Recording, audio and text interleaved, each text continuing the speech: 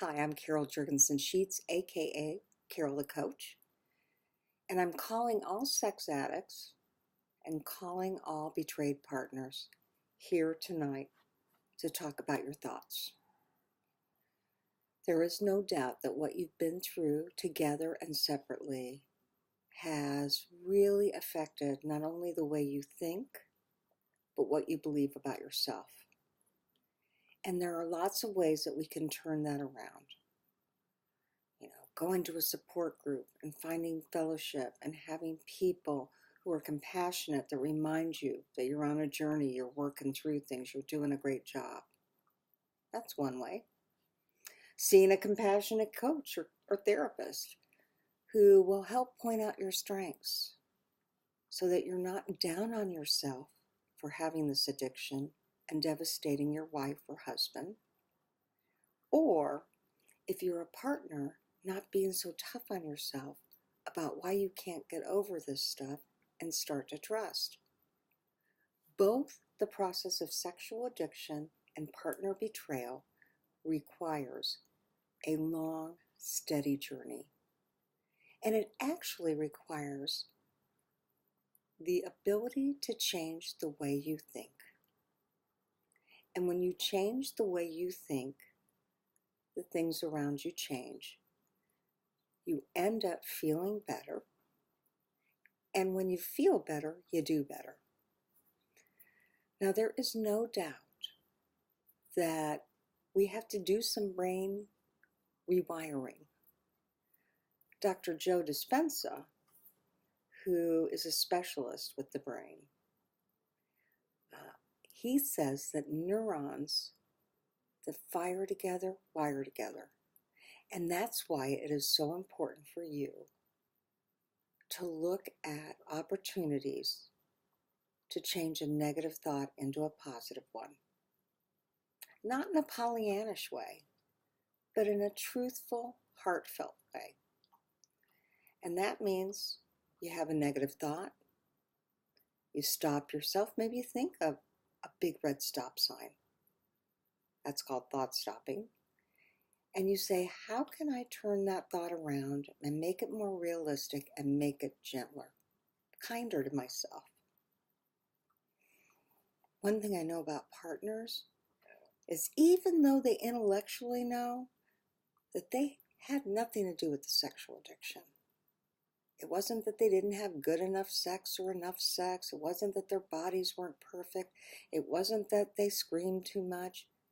None of those things contributed to the sexual addiction. They didn't. What ends up happening is that an addict becomes very compulsive with his or her behaviors, and then they can't stop. And they may have marital problems. And she may be part of the marital problem, but is not a marital issue that caused sexual addiction. It's brain chemistry. And so when I talk to partners and their overriding feeling and fear is, I'm not good enough, there's something wrong with me, I have to ask them to turn that thought around. So one of the ways I do that is I ask them to get the book, Loving What Is, by Byron Katie, although she goes by Katie. That book is an incredible way of teaching you to turn your thoughts around. She actually had a mental illness. She was in the fetal position on the floor. She didn't bathe for days and weeks. She fought depression, agoraphobia, and, in today's world, we'd call her a hot mess. And one day, as she was laying on the floor watching a cockroach crawl over her foot, she had an enlightening experience where she said to herself, I don't have to feel this way. I can at least think things that are different that will contribute to my own mental health. Now, I feel that's kind of like partners. You know, what has happened to you as a partner is devastating.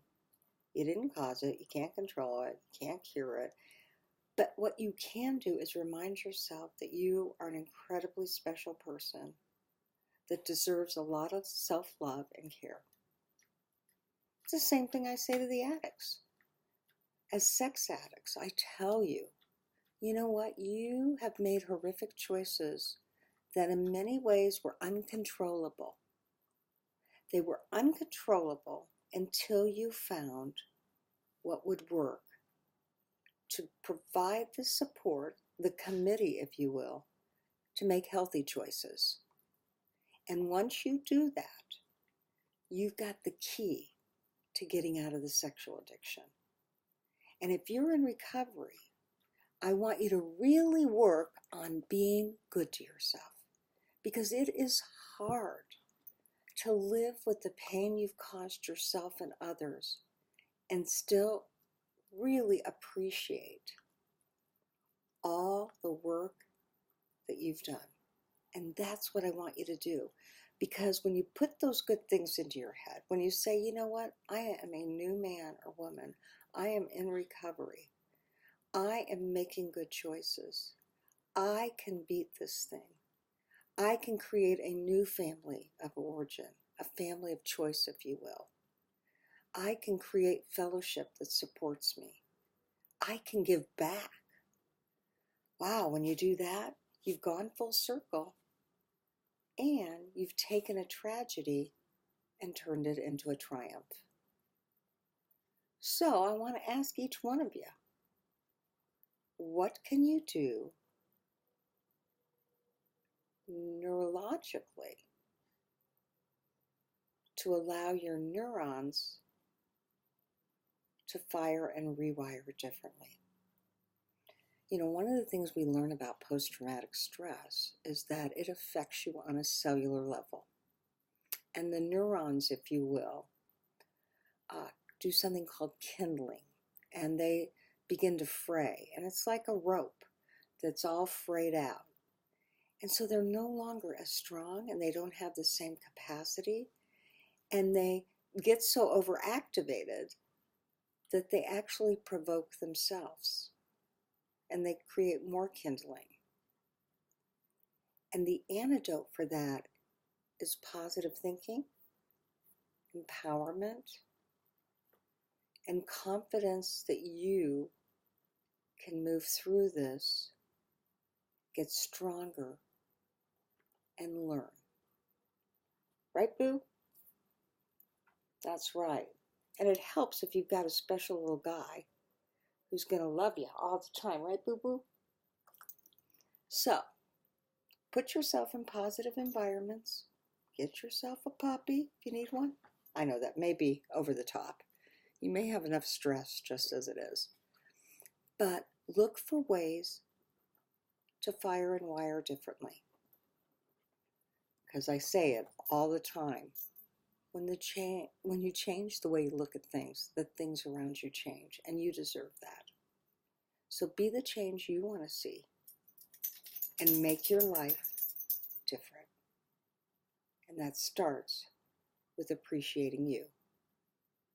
Because we all know when you appreciate something, it appreciates. And that's your homework for this week. I'm Carol Jurgensen-Sheets, aka Carol the Coach, and I will see you back for more positive thoughts, tools, tips, and strategies, because you deserve to have the life that you created and made special. Talk to you later.